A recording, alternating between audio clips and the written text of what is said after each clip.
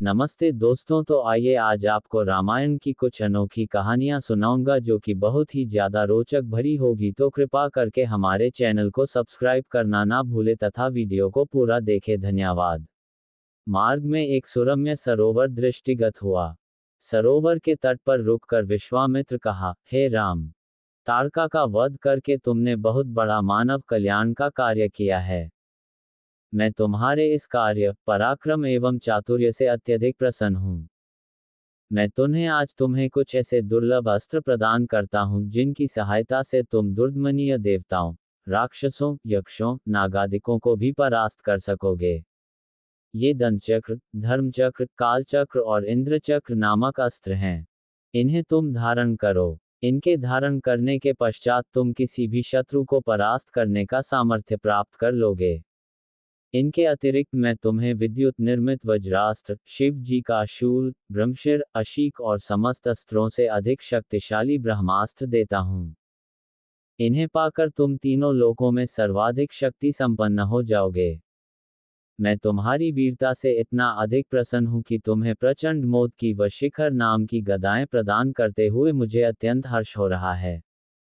मैं तुम्हें सूखी और गीली दोनों ही प्रकार की अशनी व पिनाक के साथ ही साथ नारायणास्त्र, आग्नेयास्त्र, वायव्यास्त्र, हयशिरास्त्र एवं क्रौंच अस्त्र भी तुम्हें प्रदान करता हूँ। अस्त्रों के अतिरिक्त मैं तुम्हें कुछ पाश भी देता हूँ जिनमें धर्मपाश, कालपाश एवं वरुणपाश मुख्य हैं। इनके पाशों के द्वारा तुम अत्यंत फुर्तीले शत्रु को भी बांधकर निष्क्रिय बनाने में समर्थ हो जाओगे। राम, कुछ अस्त्र ऐसे हैं जिनका प्रयोग असुर लोग करते हैं। नीति कहती है कि शत्रुओं को उनके ही शस्त्रास्त्रों से मारना चाहिए। इसलिए मैं तुम्हें असुरों के द्वारा प्रयोग किए जाने वाले कंकाल, मूसल, घोर कपाल और किंकणी नामक अस्त्र भी देता हूँ। कुछ अस्त्र का प्रयोग विद्याधर करते हैं। उनमें प्रधान अस्त्र हैं खड्ग, मोहन, प्रस्वापन, प्रशमन, सौम्य, वर्षण, संतापन, विलापन, मादनास्त्र, गंधर्वास्त्र, मानवास्त्र, पैशाचास्त्र, तामस और अद्वितीय सोमनास्त्र। इन सभी अस्त्रों को भी मैं तुम्हें देता हूँ। ये मौसलास्त्र, सत्यास्त्र, असुरों का माया में अस्त्र और भगवान सूर्य का प्रभास्त्र हैं जिन्हें दिखाने मात्र से शत्रु निस्तेज होकर नष्ट हो जाते हैं। इन्हें भी तुम ग्रहण करो। अब इन अस्त्रों को देखो, ये कुछ विशेष प्रकार के अस्त्र हैं। ये सोम देवता द्वारा प्रयोग किए जाने वाले शिशिर एवं दारुण नाम के अस्त्र हैं। शिशिर के प्रयोग से शत्रु शीत से अकड़कर और दारुण के प्रयोग से शत्रु गर्मी से व्याकुल होकर मूर्छित हो जाते हैं। हे वीरश्रेष्ठ, तुम इन अनुपम शक्ति वाले, शत्रुओं का मान मर्दन करने वाले और समस्त मनोकामनाओं को पूर्ण कराने वाले अस्त्रों को धारण करो। इतना कहकर महामुनि ने संपूर्ण अस्त्रों को, जो देवताओं को भी दुर्लभ हैं, बड़े स्नेह के साथ राम को प्रदान कर दिया। उन अस्त्रों को पाकर राम अत्यंत प्रसन्न हुए और उन्होंने श्रद्धा के साथ गुरु को चरणों में प्रणाम किया और कहा, गुरुदेव, आपकी इस कृपा से मैं कृतार्थ हो गया हूँ। अब देवता, दैत्य, राक्षस, यक्ष आदि कोई भी मुझे परास्त नहीं कर सकता। मनुष्य की तो खैर बात ही क्या है, किंतु मुनिव, इसी प्रकार के अस्त्र गंधर्वों, देवताओं, राक्षसों आदि के पास भी होंगे और उनका प्रयोग वे मुझ पर भी कर सकते हैं। कृपा करके उनसे बचने के उपाय भी मुझे बताइए। इसके अतिरिक्त ऐसा भी उपाय बताइए जिससे इन अस्त्रों को छोड़ने के पश्चात अपना कार्य करके ये अस्त्र पुनः मेरे पास वापस आ जावें। राम के इस प्रकार कहने पर विश्वामित्र बोले, राघव, शत्रुओं के अस्त्रों को मार्ग में ही काट कर नष्ट करने वाले इन सत्यवान, सत्यकीर्ति, प्रतिहार, परारमुख, अवान्मुख, लक्ष्य, उपलक्ष्य आदि इन अस्त्रों को भी तू ग्रहण करो। इन अस्त्रों को देने के बाद गुरु विश्वामित्र ने राम को वे विधियां भी बताईं जिनके द्वारा प्रयोग किए हुए अस्त्र वापस आ जाते हैं। चलते चलते वे वन के अंधकार से निकलकर ऐसे स्थान पर पहुंचे जो भगवान भास्कर के दिव्य प्रकाश से आलोकित हो रहा था और सामने नाना प्रकार के सुंदर वृक्ष, मनोरम उपत्यका एवं मनोमुग्धकारी दृश्य दिखाई दे रहे थे। रामचंद्र ने विश्वामित्र से पूछा, हे मुनिराज, सामने पर्वत की सुंदर उपत्यकाओं में हरे हरे वृक्षों की जो लुभावनी पंक्तियां दृष्टिगत हो रही हैं, उनके पीछे ऐसा प्रतीत होता है कि जैसे कोई आश्रम है। क्या वास्तव में ऐसा है या यह मेरी कल्पना मात्र है? वहां सुंदर सुंदर मधुरभाषी पक्षियों के झुंड भी दिखाई दे रहे हैं, जिससे प्रतीत होता है कि मेरी कल्पना निराधार नहीं है। अब आप एक और रामायण काल की कहानी सुनिए। चलते चलते वे वन के अंधकार से निकलकर ऐसे स्थान पर पहुंचे जो भगवान भास्कर के दिव्य प्रकाश से आलोकित हो रहा था, और सामने नाना प्रकार के सुंदर वृक्ष, मनोरम उपत्यका एवं मनोमुग्धकारी दृश्य दिखाई दे रहे थे। रामचंद्र ने विश्वामित्र से पूछा, हे मुनिराज, सामने पर्वत की सुंदर उपत्यकाओं में हरे हरे वृक्षों की जो लुभावनी पंक्तियां दृष्टिगत हो रही हैं, उनके पीछे ऐसा प्रतीत होता है कि जैसे कोई आश्रम है। क्या वास्तव में ऐसा है या यह मेरी कल्पना मात्र है? वहां सुंदर सुंदर मधुरभाषी पक्षियों के झुंड भी दिखाई दे रहे हैं, जिससे प्रतीत होता है कि मेरी कल्पना निराधार नहीं है। विश्वामित्र जी ने कहा, हे वत्स, ये वास्तव में आश्रम ही है और इसका नाम सिद्धाश्रम है। ये सुनकर लक्ष्मण ने पूछा, गुरुदेव, इसका नाम सिद्धाश्रम क्यों पड़ा? विश्वामित्र जी ने कहा, इस संबंध में भी एक कथा प्रचलित है। प्राचीन काल में बलि नाम का एक राक्षस था। बलि बहुत पराक्रमी और बलशाली था और समस्त देवताओं को पराजित कर चुका था। एक बार उसी बलि ने यहाँ पर एक महान यज्ञ का अनुष्ठान किया था। इस यज्ञानुष्ठान से उसकी शक्ति में और भी वृद्धि हो जाने वाली थी। इस बात को विचार करके देवराज इंद्र अत्यंत भयभीत हो गया। इंद्र समस्त देवताओं को साथ लेकर भगवान विष्णु के पास पहुंचा और उनकी स्तुति करने के पश्चात उनसे प्रार्थना की, हे त्रिलोकीनाथ, राजा बलि ने समस्त देवताओं को परास्त कर दिया है और अब वह एक विराट यज्ञ कर रहा है। वह महादानी और उदार हृदय राक्षस है। उसके द्वार से कोई भी याचक खाली हाथ नहीं लौटता। उसकी तपस्या, तेजस्विता और यज्ञादि शुभ कर्मों से देवलोक सहित संपूर्ण ब्रह्मांड कांप उठा है। यदि उसका ये यज्ञ पूर्ण हो जाएगा तो वह इंद्रासन को प्राप्त कर लेगा। इंद्रासन पर किसी राक्षस का अधिकार होना सुरों की परंपरा के विरुद्ध है। अतएव, हे लक्ष्मीपति, आपसे प्रार्थना है कि आप कुछ ऐसा उपाय करें कि उसका यज्ञ पूर्ण न हो पाए। उनकी इस प्रार्थना पर भगवान विष्णु ने कहा, आप सभी देवता निर्भय और निश्चिंत होकर अपने अपने धाम में वापस चले जाएं। आप लोगों का मनोरथ पूर्ण करने के लिए मैं शीघ्र ही उपाय करूंगा। देवताओं के चले जाने के बाद भगवान विष्णु वामन, बौने का रूप धारण करके वहां पहुंचे जहां पर बलि यज्ञ कर रहा था। इस बौने किंतु परम तेजस्वी ब्राह्मण से राजा बलि अत्यधिक प्रभावित हुए और बोले, विप्रवर, आपका स्वागत है। आज्ञा कीजिए, मैं आपकी क्या सेवा कर सकता हूँ? बलि के इस तरह कहने पर वामन रूपधारी भगवान विष्णु ने कहा, राजन, मुझे बैठकर भगवान का भजन करने के लिए सिर्फ 2.5 चरण भूमि की आवश्यकता है। इस पर राजा बलि ने प्रसन्नता पूर्वक वामन को 2.5 चरण भूमि नापने की अनुमति दे दी। अनुमति मिलते ही भगवान विष्णु ने विराट रूप धारण किया और एक चरण में संपूर्ण आकाश को और दूसरे चरण में पृथ्वी सहित पूरे पाताल को नाप लिया और पूछा, राजन, आपका समस्त राज्य तो मेरे 2 चरण में ही आ गए। अब शेष आधा चरण से मैं क्या नापूं? बलि के द्वार से कभी भी कोई याचक खाली हाथ नहीं गया था। बलि इस याचक को भी निराश नहीं लौटने देना चाहता था। उसने कहा, हे ब्राह्मण, अभी मेरा शरीर बाकी है। आप मेरे इस शरीर पर अपना आधा चरण रख दीजिए। इस पर भगवान विष्णु ने बलि को भी अपने आधे चरण में नाप लिया। बलि का ये दान इतना महान था कि बलिदान के नाम से विख्यात हो गया। भगवान विष्णु ने बलि की दानशीलता से प्रसन्न होकर उसे वरदान दिया कि यह स्थान सदा पवित्र माना जाएगा, सिद्धाश्रम कहलाएगा और यहाँ तपस्या करने वाले को शीघ्र ही समस्त सिद्धियां प्राप्त होंगी। उसी समय से यह स्थान सिद्धाश्रम के नाम से विख्यात है और बहुत से ऋषि मुनि यहाँ तपस्या करके मुक्ति लाभ करते हैं। मेरे स्वयं का आश्रम भी इसी स्थान पर है। मैं यहीं बैठकर अपना यज्ञ संपन्न करना चाहता हूँ। जब जब मैंने यज्ञ प्रारंभ किया तब तब राक्षसों ने उसमें बाधा डाली है और उसे कभी पूर्ण नहीं होने दिया। अब तुम आ गए हो और मैं निश्चिंत होकर यज्ञ पूरा कर सकूंगा। इस प्रकार की बातें करते हुए विश्वामित्र ने राम और लक्ष्मण के साथ अपने आश्रम में पदार्पण किया। वहां रहने वाले समस्त ऋषि मुनियों और उनके शिष्यों ने उनका स्वागत सत्कार किया।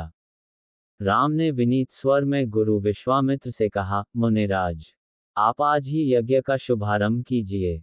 मैं आपको विश्वास दिलाता हूं कि मैं आपके यज्ञ की रक्षा करते हुए इस पवित्र प्रदेश को राक्षसों से मुक्त कर दूंगा।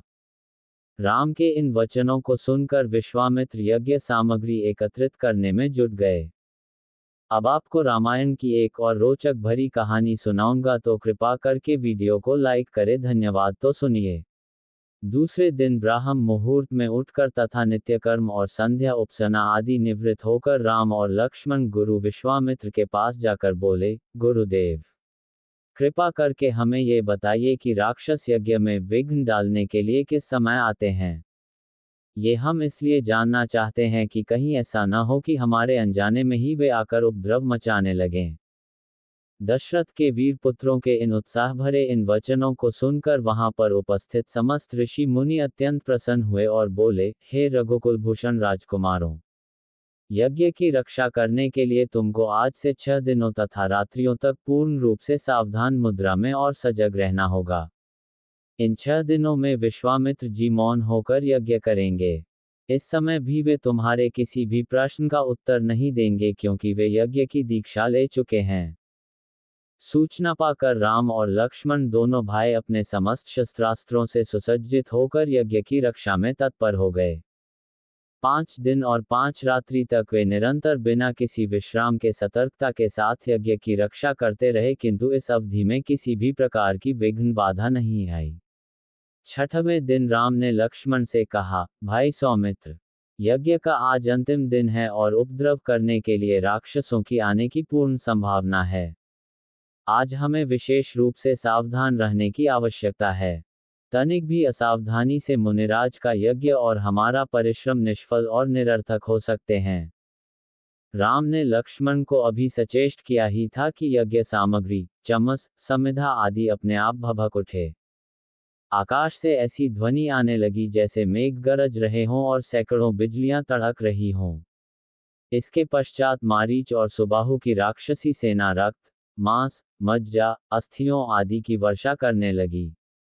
रक्त गिरते देखकर राम ने उपद्रवकारियों पर एक खोजपूर्ण दृष्टि डाली। आकाश में मायावी राक्षसों की सेना को देखकर राम ने लक्ष्मण से कहा, लक्ष्मण, तुम धनुष पर शर संधान करके सावधान हो जाओ। मैं मानवास्त्र चलाकर इन महापापियों की सेना का अभिनाश किए देता हूं। ये कहकर राम ने असाधारण फुर्ती और कौशल का प्रदर्शन करते हुए उन पर मानवास्त्र छोड़ा। मानवास्त्र आंधी के वेग से जाकर मारीच की छाती में लगा और वह उसके वेग के कारण उड़कर 100 योजन अर्थात 400 कोस दूर समुद्र में जा गिरा। इसके पश्चात राम ने आकाश में आग्नेयास्त्र फेंका, जिससे अग्नि की एक भयंकर ज्वाला प्रस्फुटित हुई और उसने सुबाहु को चारों ओर से आवृत कर लिया। इस अग्नि की ज्वाला ने क्षण भर में उस महापापी को जलाकर भस्म कर दिया। जब उसका जला हुआ शरीर पृथ्वी पर गिरा तो एक बड़े जोर का धमाका हुआ। उसके आघात से अनेक वृक्ष टूटकर भूमि पर गिर पड़े। मारीच और सुबाहु पर आक्रमण समाप्त करके राम ने बचे खुचे राक्षसों का नाश करने के लिए वायव्य नामक अस्त्र छोड़ दिया।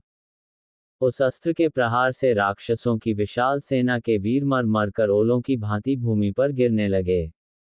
इस प्रकार थोड़े ही समय में संपूर्ण राक्षसी सेना का नाश हो गया। चारों ओर राम की जय जयकार होने लगी तथा पुष्पों की वर्षा होने लगी। निर्विघ्न यज्ञ समाप्त करके मुनि विश्वामित्र यज्ञ वेदी से उठे और राम को हृदय से लगाकर बोले, हे रघुकुल कमल, तुम्हारे भूबजल के प्रताप और युद्ध कौशल से आज मेरा यज्ञ सफल हुआ। उपद्रवी राक्षसों का विनाश करके तुमने वास्तव में आज सिद्धाश्रम को कृतार्थ कर दिया।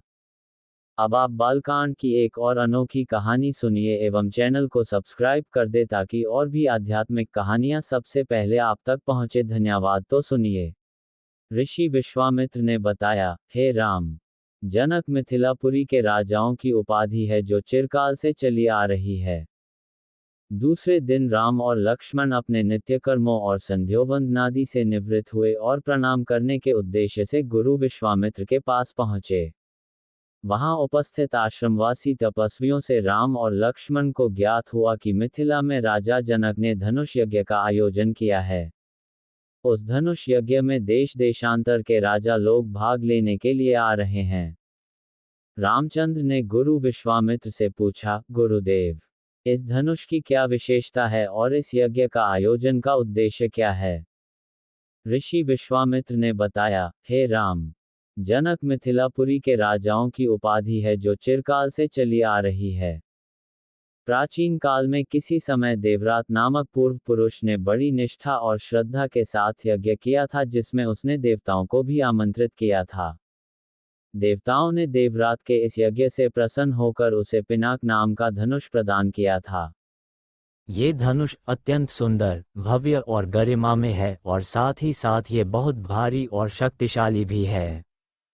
बड़े बड़े बलवान, पराक्रमी और रणकुशल योद्धा तथा शूरवीर इस पर प्रत्यंचा चढ़ाना तो दूर, इसे उठा भी नहीं सकते।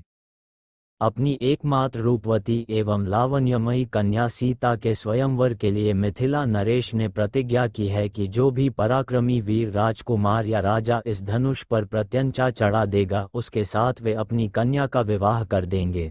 अनेक देशों के राजा एवं राजकुमार भारी संख्या में इस यज्ञ में भाग लेने के लिए मिथिलापुरी पहुंच रहे हैं। हम लोगों की भी इच्छा इस यज्ञ को देखने की है, अतः तुम भी हमारे साथ मिथिलापुरी चलो।